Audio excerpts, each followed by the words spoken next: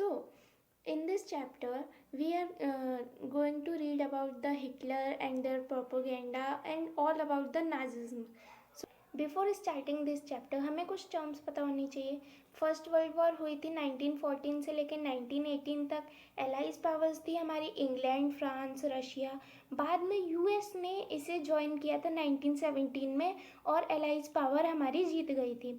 German parliament को हम Reichstag बोलते हैं. Now we will see the birth of Weimar Republic. तो पहले तो नेशनल असेंबली बनी, मतलब मिले लोग नेशनल असेंबली के वीमार पे. वहाँ पे उन्होंने एक डेमोक्रेटिक कॉन्स्टिट्यूशन बनाया. वहाँ पे फिर डिप्यूटीज़ वर इलेक्टेड इन टू रीस्टैग, जो जर्मन पार्लियामेंट थी.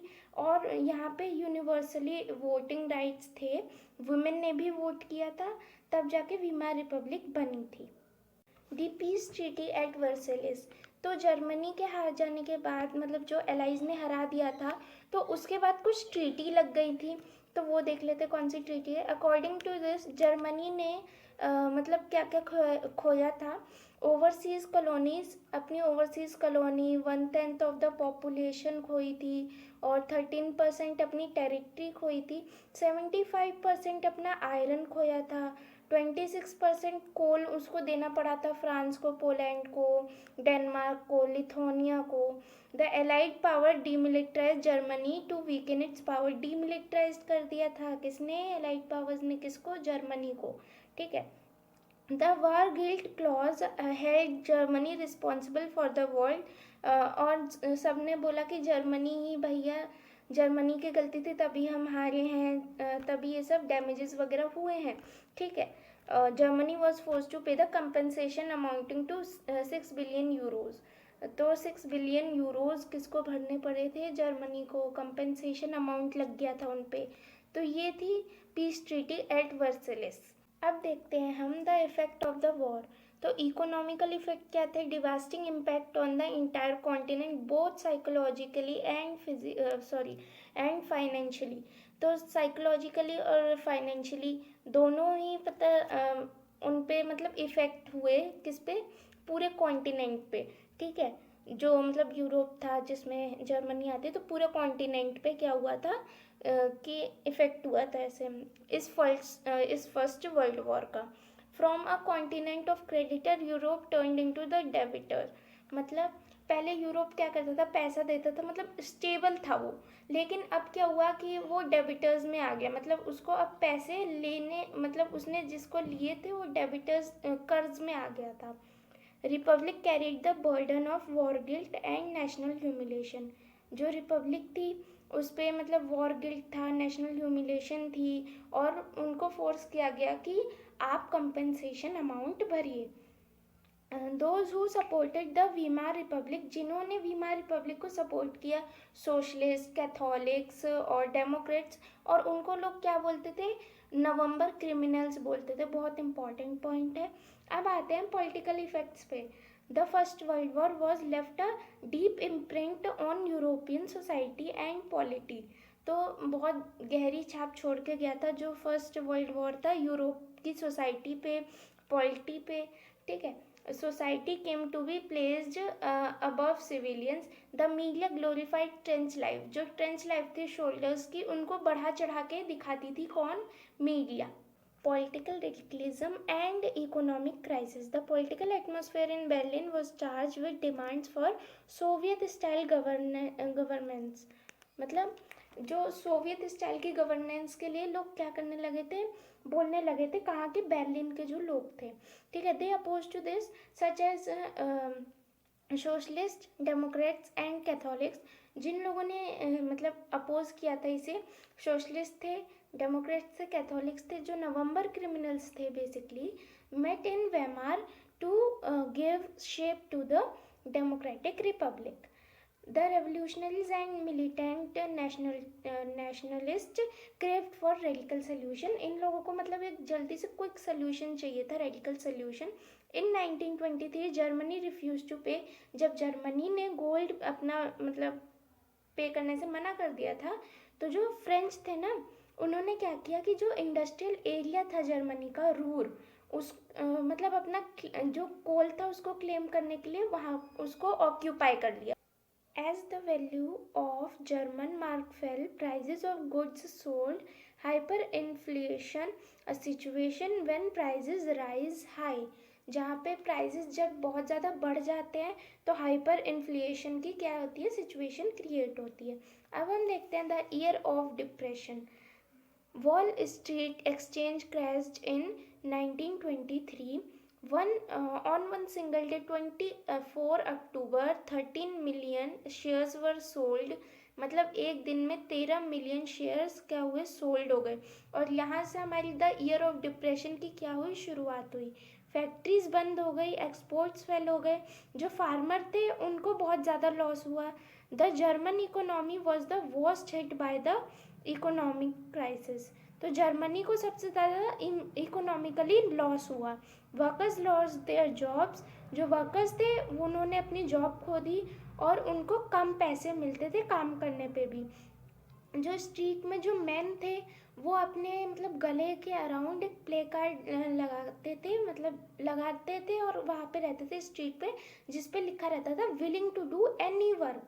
मतलब कि इतनी ज़्यादा अनएम्प्लॉयमेंट थी कि वो काम के लिए ऐसा करते थे कि उनको कोई एम्प्लॉय कर ले या फिर उनको पैसे वैसे मिल जाए. As job disappeared, the youth took to criminal activities. जो यूथ थे मतलब वो क्रिमिनल एक्टिविटीज़ करने पे उतर आए. अब भाई पैसा नहीं रहेगा तो यही करेगा आदमी, और क्या. Unemployed youth play cards or simply sat at a street corners. जो अनएम्प्लॉयमेंट मतलब जिनके पास काम धंधा नहीं था वो लोग क्या करते थे कि स्ट्रीट के किनारे पे जाके या तो कार्ड्स खेलते थे या तो बैठे रहते थे. स्मॉल बिजनेसमैन थे और जो जो सेल्फ एम्प्लॉयड थे और जो रिटेलर्स थे उनका जो बिजनेस था वो रुइंड हो गया, ख़राब हो गया. जो बिग बिजनेस थे वो क्राइसिस में आ गए. वुमेन्स जो थी वो मतलब अपने बच्चों का पेट भी नहीं भर सकती थी, ठीक है, इतने भी मतलब खाना वाना भी नहीं था. People lost confidence in democratic parliamentary system which seemed to offer no solutions. Hitler's rise to the power. Hitler Germany में आया कैसे और उसने मतलब क्या क्या किया वो हम इस टॉपिक में पढ़ने वाले हैं, तो it's really important. Hitler born in 1889 in Austria का था Hitler. When the First World War broke out, he enrolled for the army. जब फर्स्ट वर्ल्ड वॉर ख़त्म हुई तो वो आर्मी में उसने इनरोल किया अपने आप को और मैसेंजर काम किया वहाँ पे. फिर एक कॉर्पोरल बना और उसके बाद मतलब उसको कई सारे मेडल्स भी मिले उसकी ब्रेवरी के लिए. The German defeat horrified him. और जो जर्मनी जब हार गई थी तो उससे उसको और थोड़ा गुस्सा आया, वर्सलिस ट्रीटी की वजह से गुस्सा आया. इन 1919 उसने ज्वाइन किया ग्रुप जो था जर्मन वर्कर्स पार्टी को उसने ज्वाइन किया. उसके बाद वो मतलब ऑर्गेनाइजेशन को उसने संभाला और नाम बदल के क्या कर दिया, national socialist German workers party. I know बहुत लंबा नाम है. This party came to be known as the Nazi party. और इसी पार्टी को बाद में हम अभी भी क्या बोलते हैं, नाजी पार्टी बोलते हैं. अब जैसा हमने देखा कि द ईयर ऑफ डिप्रेशन देखा ना हमने 1929 वाला, बैंक कोलैप्स, बिजनेस बंद हो गए, वर्कर्स जो थे उन्होंने अपनी जॉब खो दी. तो ऐसी सिचुएशन में अगर कोई आके ये बोले कि हम आपको अच्छा फ्यूचर देंगे तो सही बात है, लोग उसकी तरफ अट्रैक्ट होंगे, राइट. तो यही चीज़ जो हमारे हिटलर थे, नाजी प्रोपेगेंडा, इन्होंने वही किया, ठीक है. और 1932 में हिटलर जो हिटलर की पार्टी थी नाजी पार्टी, वो 37% वोट से क्या हुई, जीती.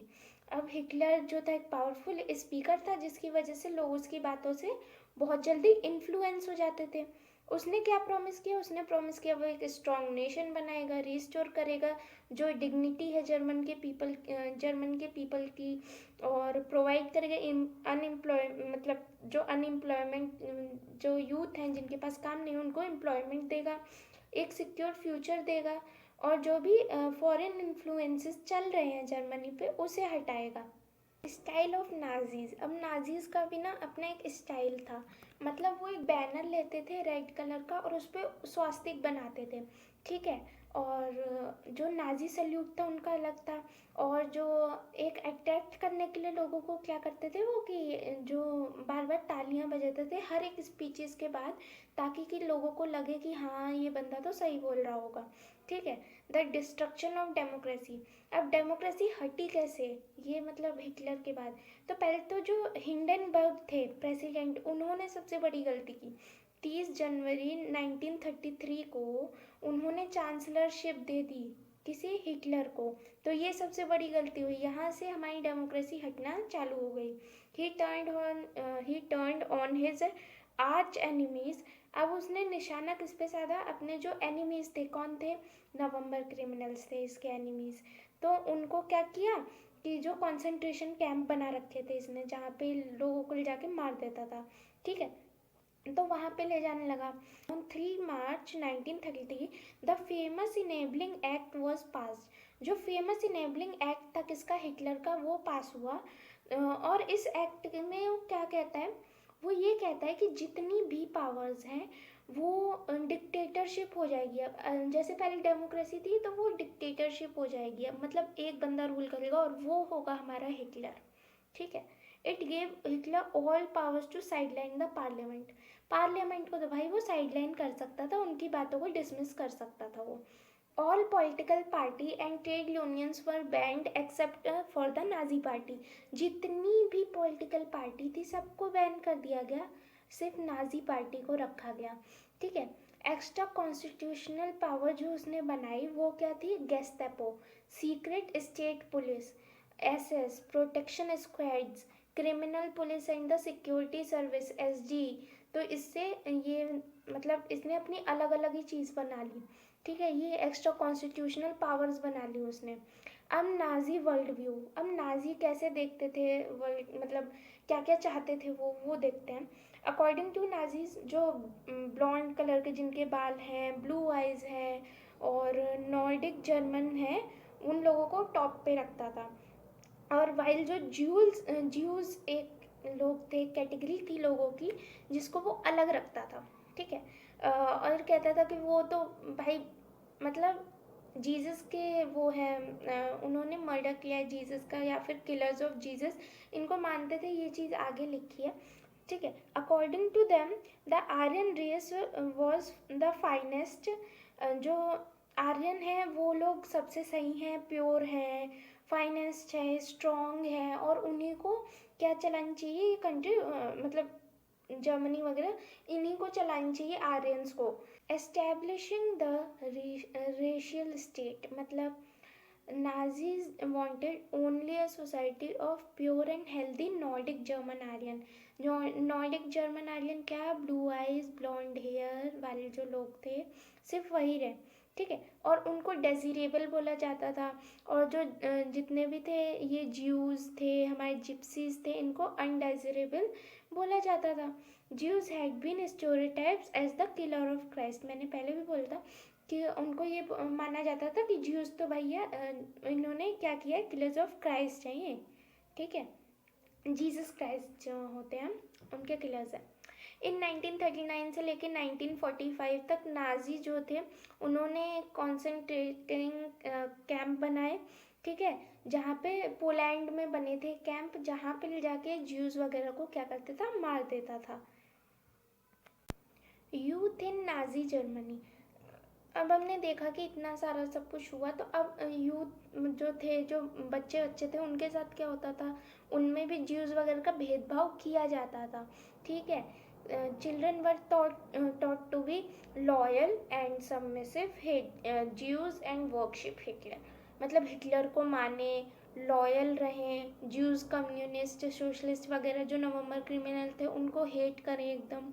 Hitler believe that boxing could make children iron and strong, iron hearted and strong. तो हिटलर ये मानता था कि बॉक्सिंग जो है स्पोर्ट्स में क्या क्या खिलवाता था वो बच्चों को, बॉक्सिंग।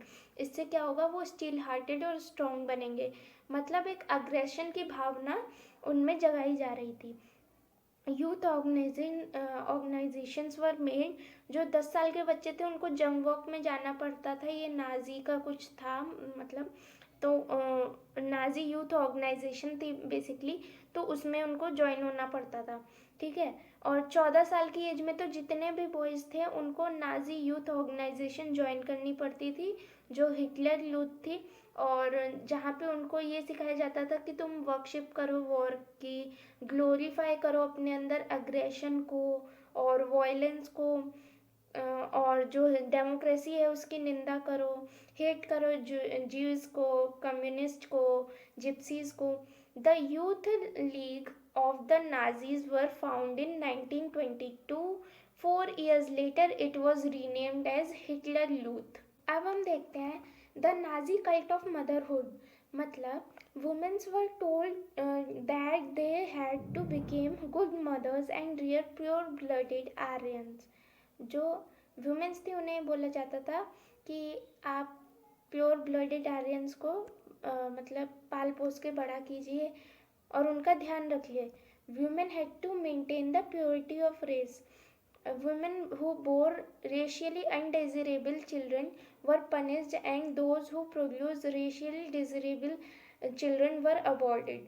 मतलब जो women थी जो मतलब ज्यूज वगैरह को जन्म देती थी उनको पनिश किया जाता था, और जो विमेन थी जो नॉर्डिक जर्मन आर्यंस को जन्म देती थी उनको क्या किया जाता था, उनको अवार्ड दिए जाते थे। To encourage women to produce many children, जो इनकरेज करने के लिए वुमेन को कि वो ज़्यादा से ज़्यादा बच्चे प्रोड्यूस करें, उनको एक अवार्ड दिया जाता था, क्रॉसेस अवार्ड जिसे कहते हैं। मतलब तो 4 चिल्ड्रन जो विमेन जो प्रोड्यूस करेगी उसे दिया जाता था ब्रॉन्ज क्रॉस, जो 6 चिल्ड्रन प्रोड्यूस करेगी उसे दिया जाता था सिल्वर क्रॉस, और जो 8 से ज़्यादा चिल्ड्रन प्रोड्यूस करेगी उसको दिया जाता था गोल्ड क्रॉस। तो ये क्वेश्चन आता है बिकॉज कि वुमेन का क्या रोल था, तो वुमेन का ये रोल था और ऐसे अवॉइड किया जाता था। आप लोग पॉइंट्स बना के लिख सकते हैं, पॉइंट्स मैंने दिए भी हुए हैं नोट्स में, तो वहाँ से आप लोग लिख सकते हैं।